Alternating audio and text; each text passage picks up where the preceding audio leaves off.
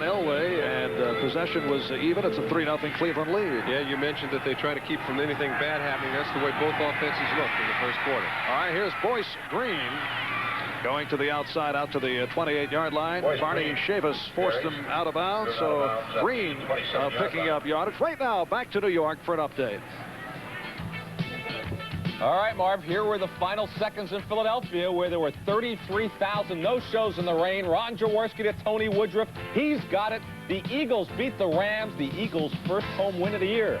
Back to Denver now. Strange happenings throughout the NFL, throughout the season. On any given Sunday, I guess somebody said that one time. I recall that, yes. Third down, about 2.5 for Cleveland. They're all coming. They're trying to get to Bryant. They've got 11 men on the line of scrimmage. And Sight to go sideline and has the first down with Dave Logan. A penalty marker thrown. Dave Logan played his college football at Colorado, grew up in the Denver suburb of Wheat Ridge, and a big star in basketball and football at Colorado. However, the Logan reception will be negated. Well, you give Brian Sipe that much time to throw when all 11 men are on the line of scrimmage, you're going to have some problems.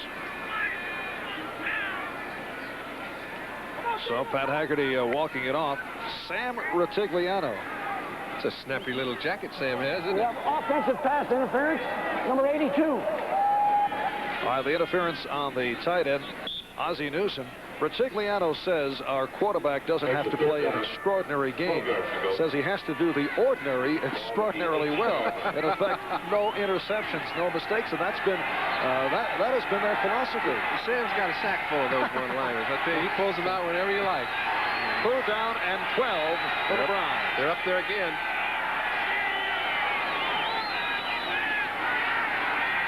Sight with time. And picked off. Steve Wilson of the Broncos. 30, 20, 10, inside the 5.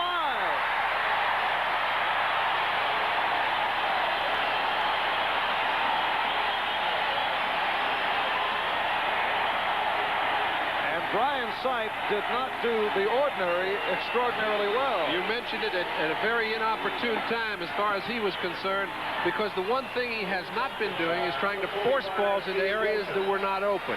On this occasion, that's exactly what he did.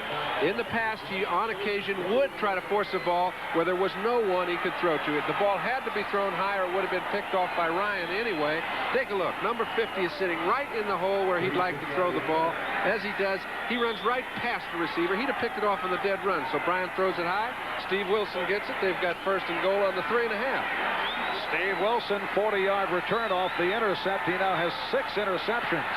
His last 4 games, 1st and goal at the 3. And here's Winder. Touchdown.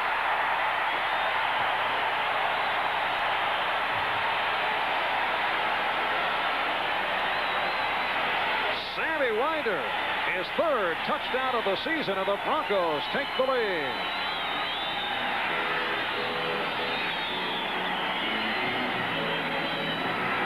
Denver does it week in and week out. When you play them in Mile High Stadium, you better strap it on good, because they're going to come up with some turnovers and some fumbles and everything else. And the last time we saw them up here against Seattle, 7 turnovers. They turned it into about 28 points defensively. They're starting off the same way. Here's Rich Thomas. And the Broncos move in front, 7-3. That Seattle game 2 weeks ago, the game that saw the rookie Gary Kubiak lead the Broncos to the victory. That's right. Sure is easy to play quarterback when all you have to do is handle a 3-yard drive. Hand it to Sammy. He'll get it for you. We'll be back with the Denver kickoff. The Broncos off the interception by Steve Wilson, able to take the lead. Marv Albert, John Brody from Denver, Colorado. Rich Carlos getting set to kick away to Boyce Green and White Walker. Broncos lead it by the score of 7-3. This is Green to the 10. 20. Boyce Green out near the 45, but a penalty flag thrown. It's a 44-yard kickoff return if it holds. John Sawyer on the tackle. Some penalties are more severe than others. That's going to cost him 34 yards because I think it's going to go back down around the 10-yard line. Flag thrown at the 20. Boyce Green's been one of those finds that don't come along very often. The officials talking things over. Read the lips of Sam Vitigliano. So can you believe they called this? And here it is. I think he's a little concerned. For the hands, pushing the back on the return. Number 55, first down. All right, number 55, Curtis Weathers, backup linebacker, called on the penalty. It's a 1st and 10 for Cleveland back at the 9-yard line as you take a look from the end zone behind Brian Sipe. Pruitt is the lone deep back. The short pump. Ozzie Newsome, nothing. Roger Jackson starting at free safety again in place of the injured Steve Foley was right there. And Steve Foley's in the ball game. When he's in there, they're a better defensive unit. He adds solidity to the defensive secondary. And I think you mentioned that Steve Wilson had caught 5 interceptions in the last 3 games, and a lot of that is due to the fact that the quarterbacks are picking on him. Now they haven't had as much success as they would like picking on Steve. That is because Steve has replaced Mike Harden, and they have Lewis Wright on the other side. 2nd down 8, and the completion but short of the first down. So Sipe, think so? From this angle. Let me qualify that. It's Newsome again. And no, first down, as I said, John. All right, we got a 1st and 10 for Brian, and he knows that's a big one. After you've thrown an interception, you love to come out and make something good happen. Look at the turnover ratio. You think Denver's opportunistic? Plus 10. You know, they're only 7 and 6, but they're plus 10 in the turnover ratio. So if they get to the playoffs, it's going to be because they've got a great deal of pride, stick-to-itiveness, and they all hang in there. And it's a first down at the 20-yard line. 2 minutes gone by, 2nd quarter. Broncos 7, Browns 3. Adams, good catch as he took the hit from Wilson, and then he coughed it up. Let's see how they call it. They call it a no completion. All right, that's one of those judgment calls, and it is ruled incomplete. All right, that could have been called several ways: completion, and the ball is dead, or fumble. That's right. Well, what it was called, it was an incompletion, and you have to have the ball down and both feet on the ground. And when that happens, I don't think that he had control of it when he had both feet on the ground. He caught it clean, but when he went to bring it in, he started bobbling the ball, and I think the official made the correct call. 2nd down and 10. At the 20-yard line. Sipe over the center, Mike Babb.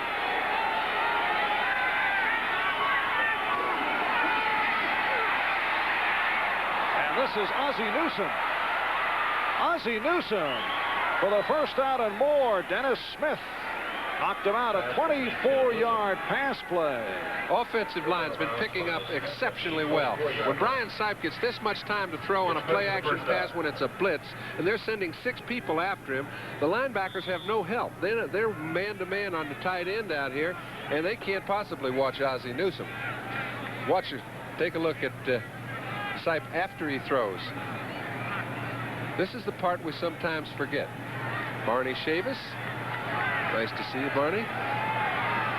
Correction, Tom DeLeon is in at center replacing the injured Mike Babb. So the veteran from Ohio State back as a starter. And Mike Pruitt handcuffed by Randy Gradishar.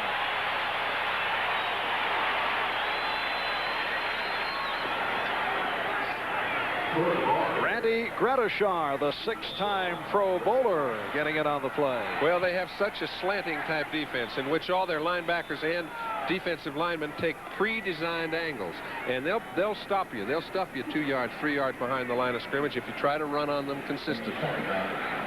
That man's he's been right in the middle of it for 10 years. And this Randy's final season. So he says. That is true. 2nd down and 12 back at the 42-yard line. And again, Newsome could not spring it. And they have handled Ozzie Newsome very well. Steve Foley leading the attack. Sam Rutigliano has tried to hide Newsome, does not only utilize him as a tight end, does not want to have him beaten up along the line, so he's put him out as a in the slot and as a wideout. That's pretty good. That's like trying to hide Miss America. You know, it's like they know he's there, and when they come out of the huddle, their defense looks for number 82, and they're going to have at least one, usually two on him. Now Logan is out to the right, and Adams near side. 3rd down, 11.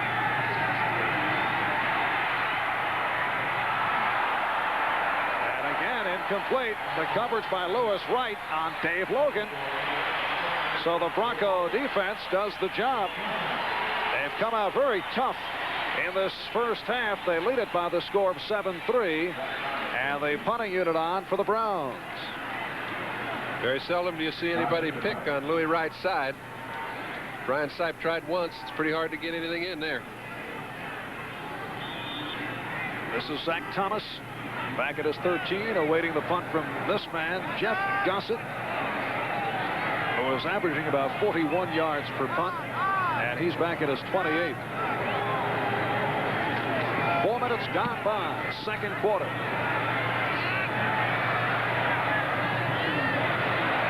Carries in, so the good judgment by Thomas, a 57-yard punt and a flag thrown.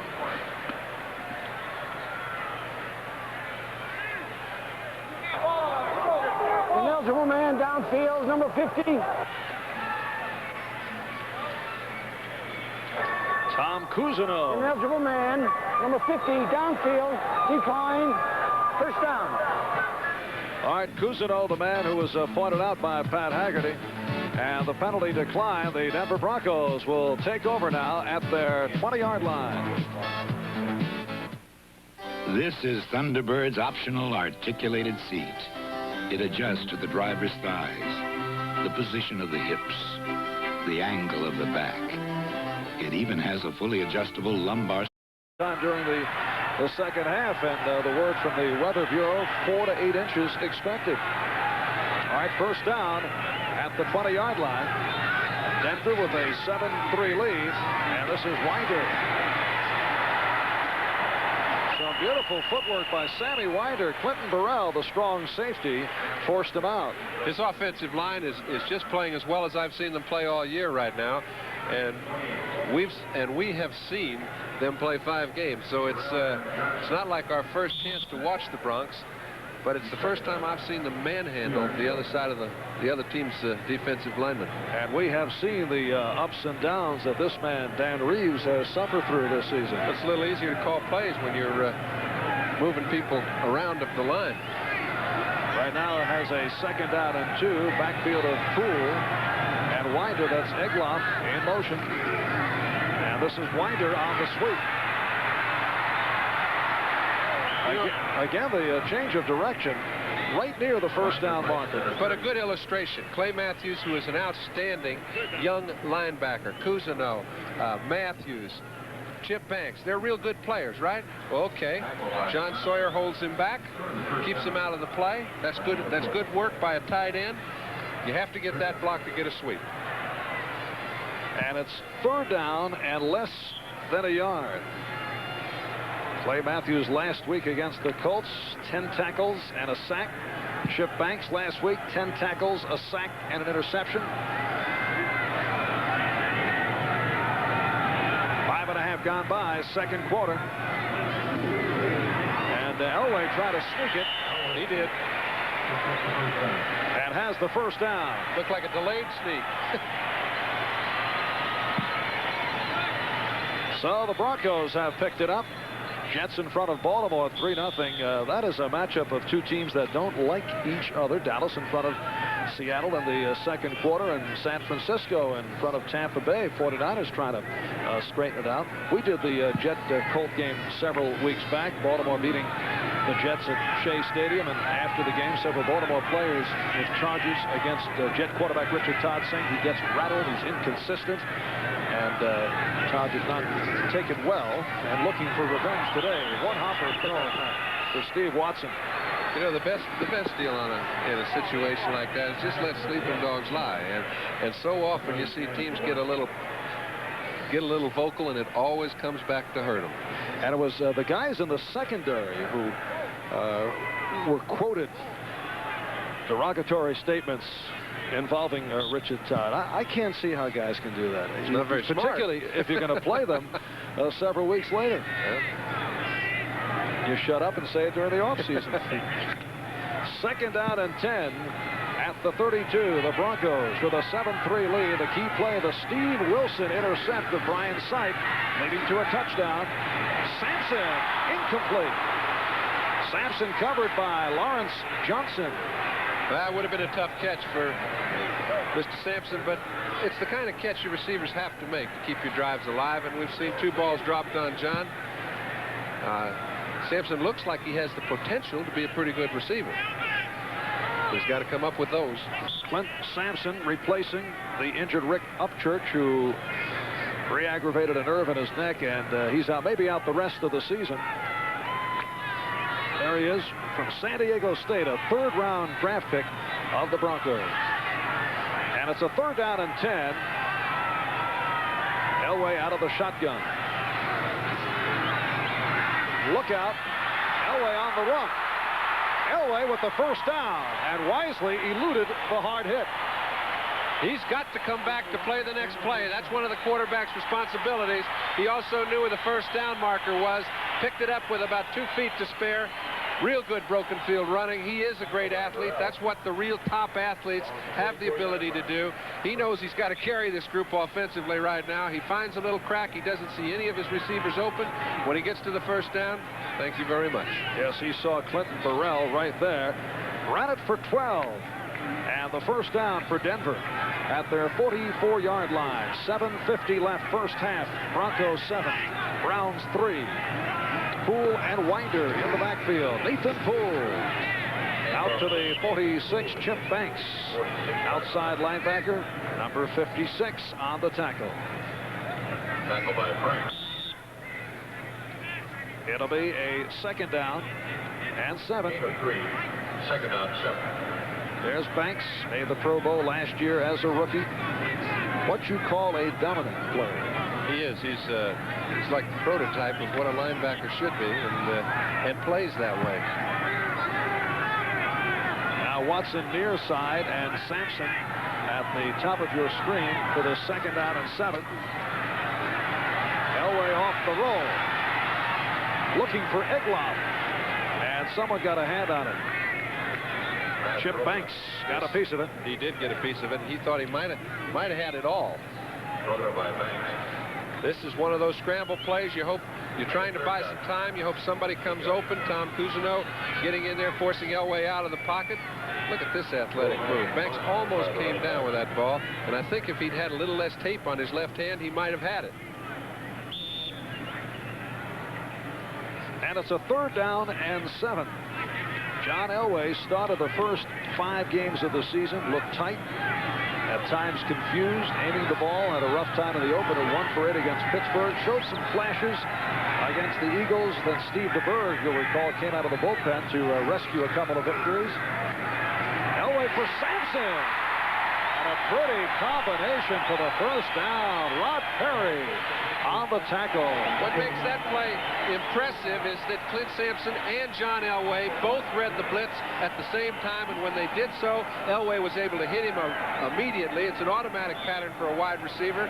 When he sees the linebackers or strong safety, in this case they sent 8 men after Elway, he just took to the inside lane. Elway put it right where it had to be thrown, and no problem. And the man who made the tackle, Rod Perry, played his college ball at Colorado. Long-time member and a starter for the Los Angeles Rams. Now in a backup role with the Browns. First down at the Cleveland 40. Now this is Wilhite. Gets to the 38. Hanford Dixon, the right cornerback, number 29 on the tackle. Tom Cousineau also involved. 2nd down and 8 off the 2-yard pickup by Wilhite. Gerald Wilhite has had an injury hit 2nd year in the NFL. It's time running down. 5:50 left in this 2nd quarter. As a rookie last year, Wilhite led the Broncos in rushing, averaging better than 5 per carry. drive for Denver, their 11th play of the drive. Elway throwing deep for Sampson. Oh, what a catch! Touchdown!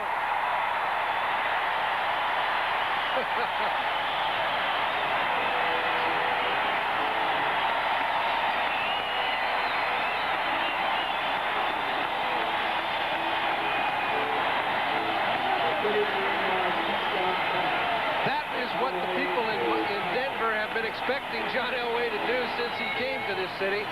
He put that ball in the only position it could have been thrown. Sampson, it was not an easy catch. He caught the ball over his shoulder as the ball was coming right straight over his head. It was a beautiful play by two rookies.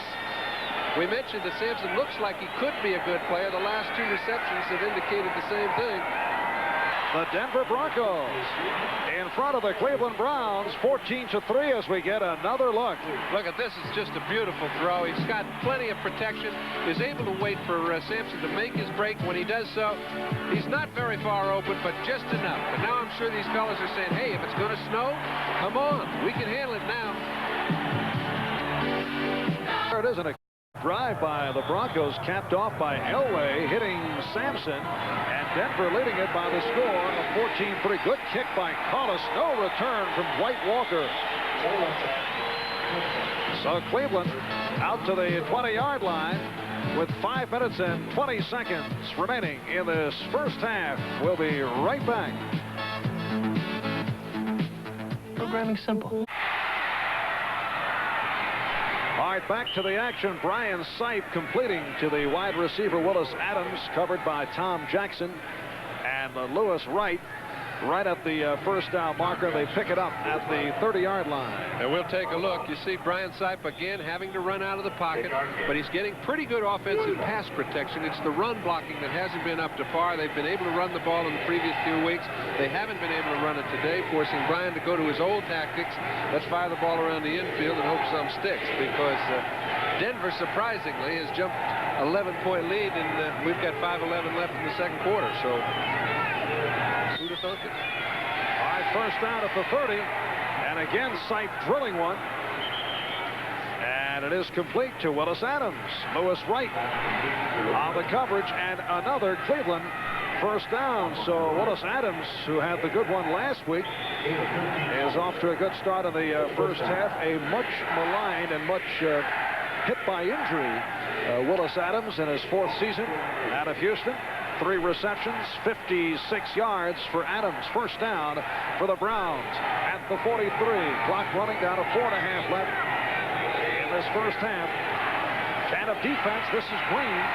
Green nearly pulled away. Randy Gradishar with the ankle tackle as Green almost broke one. And I tell you, Joe DeLamielleur's having an outstanding season. Cody Rison with him. The offensive line is really put up against it right now. They've got to move people off the line of scrimmage. And this angle is a beautiful angle from which to look to see the game is being played on this play on the other side of the line. That's what Cleveland has to do more often if they're going to get back in it. And it was Joe DeLamielleure when the Browns were 5-5 and Pittsburgh was 8-2. Predicting on television in Cleveland that the Steelers would lose 2 games in 5 days around Thanksgiving, which they did, and the Browns would win 3 straight, which they did. Now he says Cleveland and Pittsburgh will play on the final day of the regular season for the division title, which may well happen. Boyce Green out to the 39-yard line. Dennis Smith, Steve Busick combining. All right, this time we go to the other side of the line. And when you talk about good linemen, Doug Deacon has to be considered having his best year. Robert Jackson, the left guard. Number 73 is Deacon. He buries his man. When the linebacker at the point of attack is handled like that, it's not much of a problem for the running back. And Green picked up the first down. 3:20 left in this first half.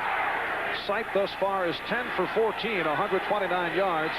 But intercepted one time, and that hurt as Steve Wilson picked them off. And it led to the 3-yard touchdown run by Winder. Sipe just looking to fire it somewhere. Oh, Pat Haggerty was, he just couldn't determine that Brian Sipe was throwing it away. He couldn't determine for him. That was a very good play by a quarterback because he had nowhere to go with the ball. He got away with something. With Steve Busick all over him. 2nd and 10 at the 41-yard line. Jets and Colts tied at 3 now in the second, playing at Baltimore. Dallas leading Seattle in the second quarter. And the 49ers over Tampa Bay. Well, they need to get back on the track, because they certainly haven't been in the last month.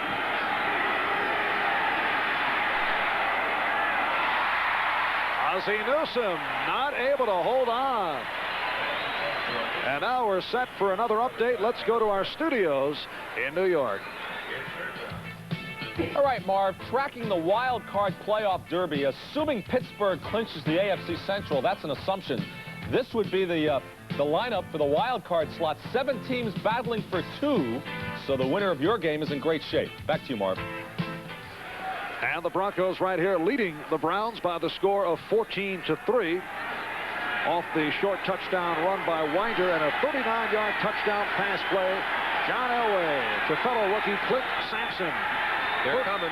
3rd down and 10.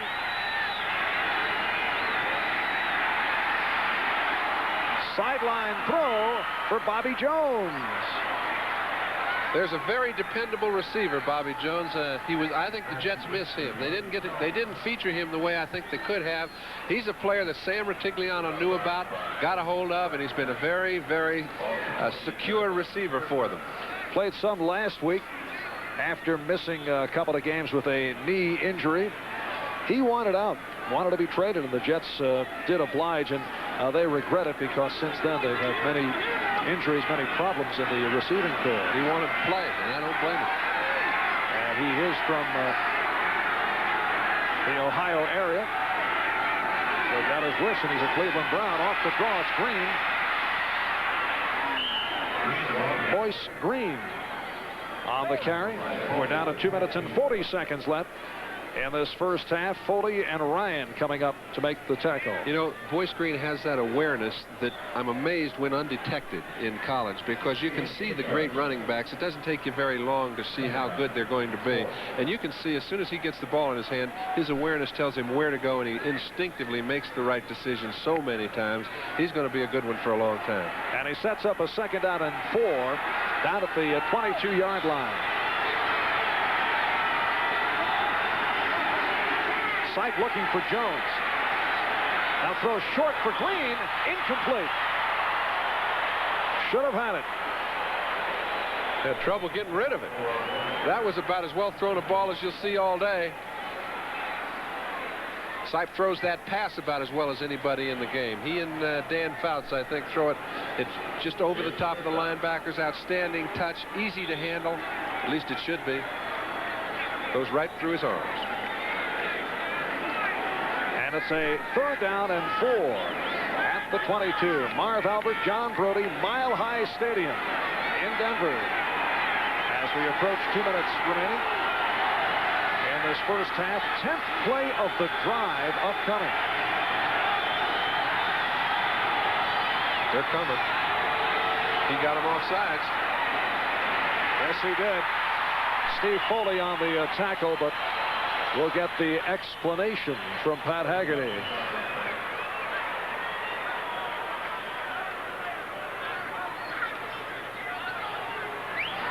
Cleveland players indicating against Denver. Yes, it is. Brian Sipe drawing the Broncos off. Well, all old quarterbacks have a pattern they fall into. It's either all on 1, on 2, or whatever. And then in critical situations is when you should change it up. Jackson's in a hurry to get there. He gets across the line of scrimmage, encroachment, and it's the good quarterbacks that do it in the right time. And now the 2-minute warning. So, did you see McDonald, number 60? He said, "Nice job, Brian." It's like those things don't go unnoticed, and it's Sipe's as good as anybody at it. And now the Browns and the Broncos talk it over. When we resume, it'll be Cleveland 1st down at the 17. Browns in the midst of their best season since the Cardiac Kids of 1980 finished at 11-5, but having their difficulties here against the Denver Broncos, trailing 14-3. They have a 1st down at the Denver 17 with 2 minutes left. First half. Sipe with time, going end zone, and nearly picked off by Steve Foley. Intended for Ozzie Newsome. And that was not a mistake. Foley is so crafty, he hid himself in a position where Sipe did not see him at all. He only saw Newsome down there. It looked like an easy throw for a touchdown, well broken. But Foley was just lulling him to sleep the whole way. First action for quite a while, and I know that one does not settle well with him. Steve missing the last 2 games with a sprained ankle, and in fact was a doubtful for today. Well, he knows how big a game this is. I mean, this is the season for the Bronx. Second down and 10 at the Denver 17.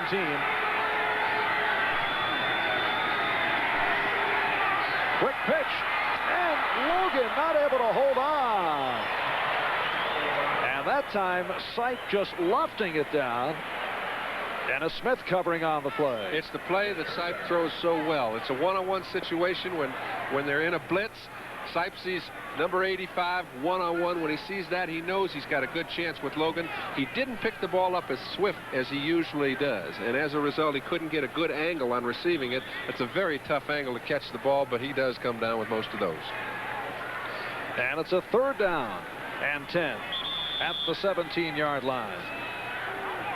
And a timeout has been called by the Browns. 1:50 remaining in this first half, so we'll be right back. And coming up halftime, Len Berman and crew back at our studios in New York. A look at what is going on in an action-packed day around the NFL. That'll be NFL 83 upcoming. We have 1:50 remaining in this first half. Dan Reeves, Steve DeBerg at his side. Denver Broncos leading the Cleveland Browns 14-3. 12th play of the drive upcoming. Sipe with the 3rd and 10 at the Denver 17.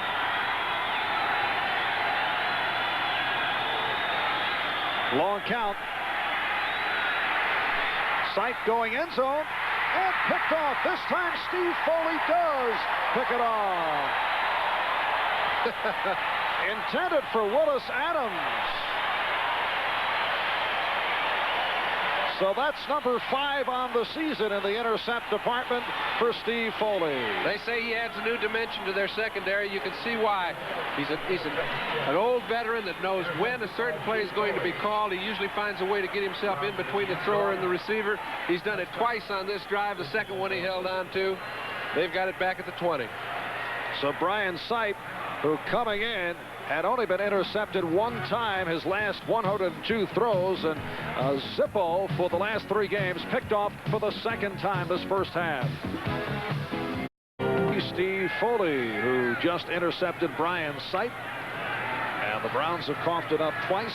Denver takes over at the 20. He was talking to his pal Bob Swinson, who is not able to get into the action and is a great linebacker. Here's Elway with much time, able to drill it, and completes. He threw a bullet to Steve Watson. I think just the philosophy that Denver's using today is different than it has been in the past. They've got 1:32. They've got the ball on their own 20-yard line. They come out on the first play and try to move the ball downfield. And I think their reluctance to do that is what had Denver fans a little concerned in the past. John loves it. He loves to always have things going where you can put the ball up in the air. He's doing it very well today, and Denver is really taking it to the Cleveland Browns.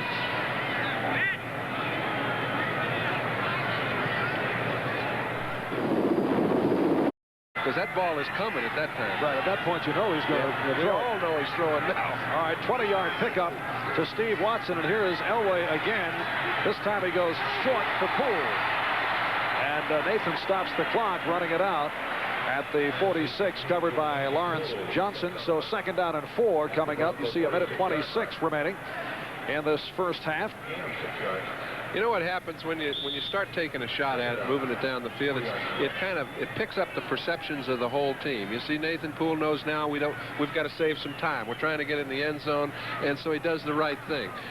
Earlier in the year, they never had those sort of decisions to make because they weren't having to go at it, and I think they're a much more improved team when they do. And Elway out of the shotgun. Jesse Miles out of the backfield. The intended receiver, it was right there. It was a bullet, but he should have had it. Well, he should have had it easily. That's the only way that the Denver Broncos have been stopped today, is on drop balls. Otherwise, they would not have needed to punt. Miles, a rookie out of LSU, signed as a free agent. Actually came to camp overweight, about 225 plus, and nearly got himself cut, and then worked the way down, made the club, and the Broncos see him as a future prospect. 3rd down and 4. 1:21 left in the half. And Elway to run. So John Elway with the first down, the quick call for the timeout. Clay Matthews of Cleveland on the tackle. You know what he did? This takes some talent. As soon as he got the first down, which he got by about a foot, watch his reaction. He looks over to Dan Reeves before he calls timeout. Now, I'll tell you, that's pretty quick thinking. It's impulsive to call timeout right away, but watch. He's down. Now he looks over. He's looking at Dan. Dan gives him the sign. He calls timeout. Back to the huddle. Easily John Elway's most impressive stint here at home, as the timeout has been called. We'll be right back. Public service by the National Football League. And there's Dave Logan, grew up in the Denver area. In fact, purchased better than $1,000 worth of tickets for today's game. He says he'd be in trouble if he played on a regular basis in the AFC West. Have to be here 2 trips every season. Elway trying to run out of trouble. Eluded the tackle, firing for Sampson. Touchdown.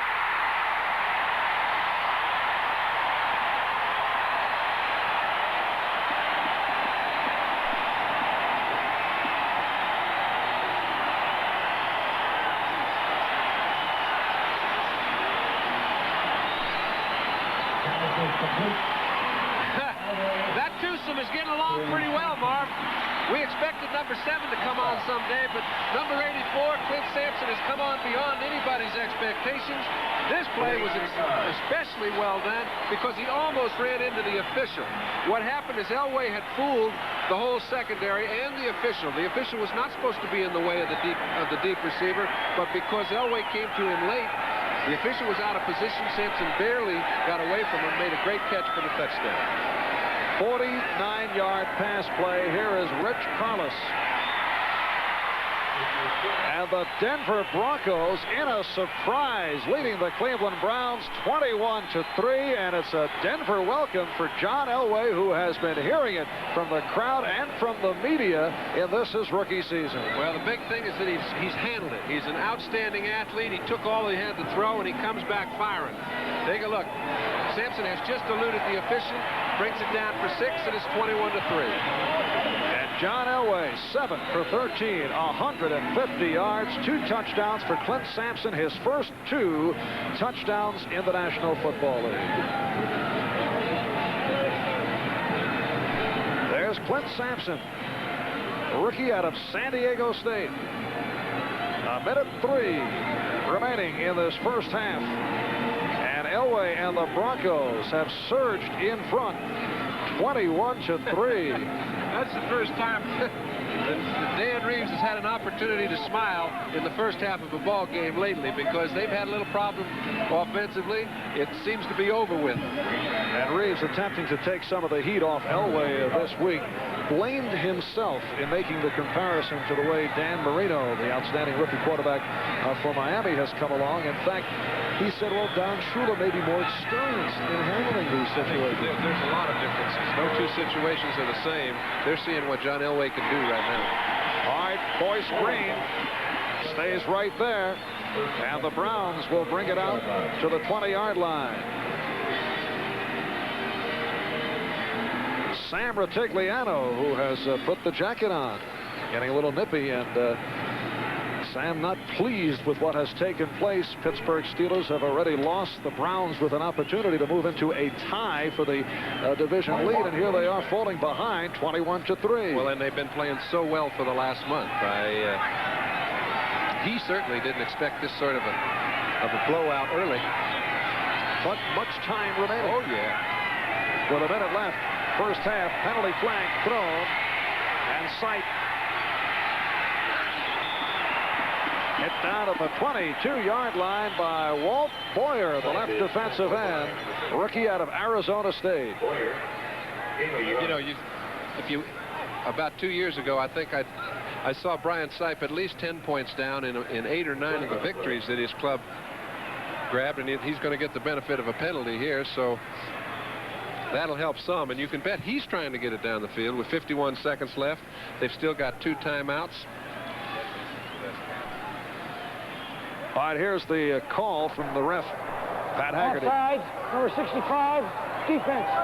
Well, it was Walt Boyer, the man who made the tackle, called for the offside, so it'll be a first down and 5. All right, Pittsburgh with the loss now 9 and 5, and Cleveland 8 up and 5 down.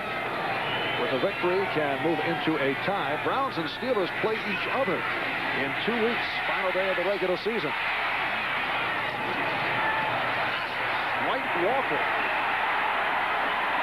refusing to go down, but Tom Jackson would have none of that. Tom Jackson, you didn't even have to look at the jersey, because that man doesn't let people in the open field get away from him. It looked like a play that was going to break for a big gain. He was the only man in the area. Just by one arm, he holds the runner and pulls him down. That's a little athletic ability there. All right, in the AFC West, the reason the Broncos are so fired up, very much in the chase for a wild card spot, not only with Seattle but several other clubs. Buffalo has won, so they are 8 and 6. The Jets and the Colts also involved in that scramble. But take a look at the importance for them playing Cleveland, because there's a good chance that it will be between Denver and Cleveland, and those 2 teams could tie. As far as a wild card is concerned, the winner would be the winner of this ball game, and Denver, by a long shot, is not out of anything. And a timeout has been called with 39 seconds remaining in this first half. John Elway's best day as a pro, when he did show flashes early in the season against the Eagles. He was 18 of 33, 193 yards, but off to a terrific start here in this first half. The 2 touchdown passes to Clint Sampson. They're calling plays for him that I think suit his ability. He's got a real howitzer for an arm, so they can run patterns down the field. He's the type of thrower that likes to throw the ball down the field, and they're calling those plays for him. All right, first down for the Browns at their 30-yard line. Look out. Sight for Walker. Some running room. White Walker breaks a tackle. Oh, beautiful move out to midfield. White Walker, the second-year man out of Nickel State. That's Nickel State in Louisiana. A 4th-round draft pick last season, picking up 20 on the play. Hurry up offense, clock running down to 15 seconds remaining in the half. Sight going sideline, looking to stop the clock. And let's see, did he get out? He did that. All right, Ozzie Newsome crawling out of bounds to stop the clock. 7 seconds left. Well, they've got 1 timeout left. They've got 7 seconds. It takes just about that much time to throw a pattern down the field 20 yards.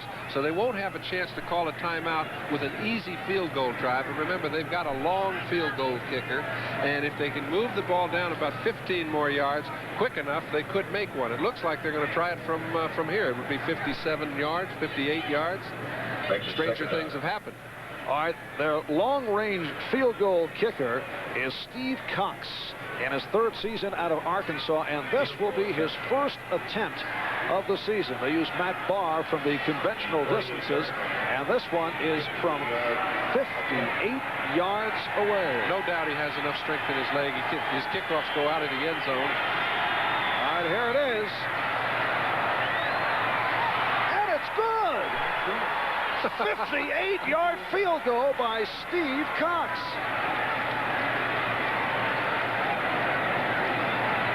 Steve Cox had his best kickoff game ever. He is the man who kicks off for the Cleveland Browns. That is a rookie here in Denver, putting 4 beyond the end zone. Talk about a strong leg. Well, watch too. He knows it's good as soon as the ball gets over the line of scrimmage. It is the longest field goal in Browns history. You can see by his reaction, he's quite well satisfied, but that baby would have carried by 5 or 6 more. And when you talk Browns history, you're talking Lou Groza. That's right. That ball was as far as the one Tom Dempsey kicked. It just didn't have to be as long. Steve Cox with a 58-yard field goal, and the Broncos now lead it by the score of 21-6. The previous club record. Don Cockcroft, back in 1972 against these same Denver Broncos, kicked one for 57. Well, you know what happens? Very seldom do teams try to kick them that long, except the air is a little thinner back in Denver. They extend the area a little bit, and so they do try a few, and by gum, they make them. All right, Steve Cox is being carried as the second kicker along with Matt Barr. Steve Cox using what can be called a life-saving tube, a small plastic tube that drains excess fluid in the brain.